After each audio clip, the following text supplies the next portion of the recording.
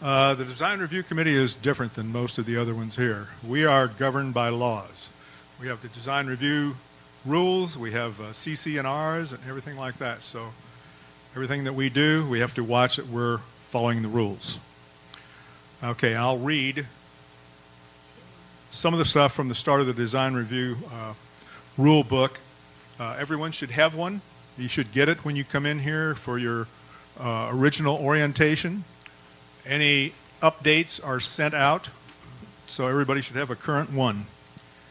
The design review rules provide an overall framework to allow the community to develop and progress in an orderly and cohesive manner. The rules include minimum standards for the design, size, location, style, structure, materials, color, style of architecture, style of landscaping, and relevant criteria for the construction of improvements of any nature. They also establish a process for judicious review of owner-proposed new improvements and changes to existing improvements within the community. The rules have been and may be amended from time to time by the Board of Directors as needed. The latest revision was on November 16, 2015. The rules further provide a basic understanding of the function of the Design Review Committee, the design review and approval process, and the enforcement procedures.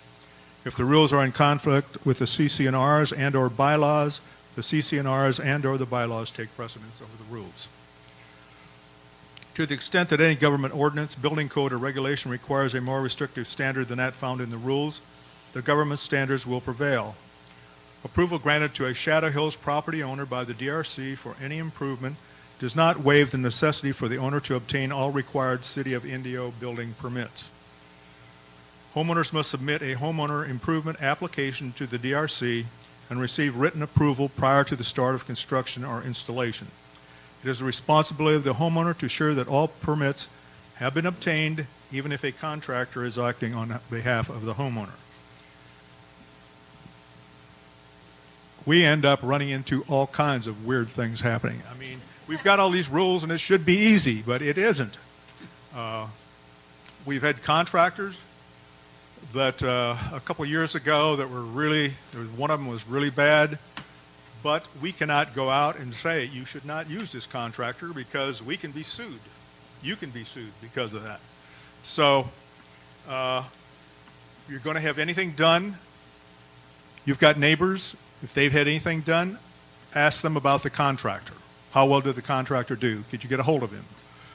Don't pay too much money right off the bat, no more than 10%, because we have contractors that will take your money and run. So be careful. And the problem with all of this is that you can get all this wonderful help and things like that, but you are still responsible because you are the homeowner. And a contractor, they can tell you anything. So check. There's help in the HOA office. The gals in there know what's going on, so let them help you out.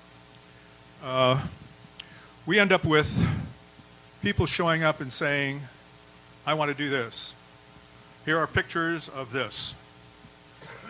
And you'll go, it isn't according to the rules. Well, it must be because it's out there. That ain't so. People do things without going to the DRC. Can you believe that? And put in what they want. They will come to the DRC, and we have already refused their application. They will come in and talk to us, and we will say, okay, you can only do this. All right, we'll do that. We go out afterwards and inspect, and guess what? They did what they wanted the first time. And it doesn't go well after that. So there's a lot of different things that we look at. Essentially what we do, we have 2 meetings a month. We review the applications. It can run from 2 hours to 3 to 4 hours. Probably won't be that bad because most of the construction has been done and we're doing old things, so it's not so much of it. After the meeting, we will be given applications that have been completed. And please, you get a green slip that you put in your window to say that, yes, this has been approved, so I can do this, return it to us. Don't listen to your contractor that says, oh, I'll take care of it, or, nah, you don't have to turn that in.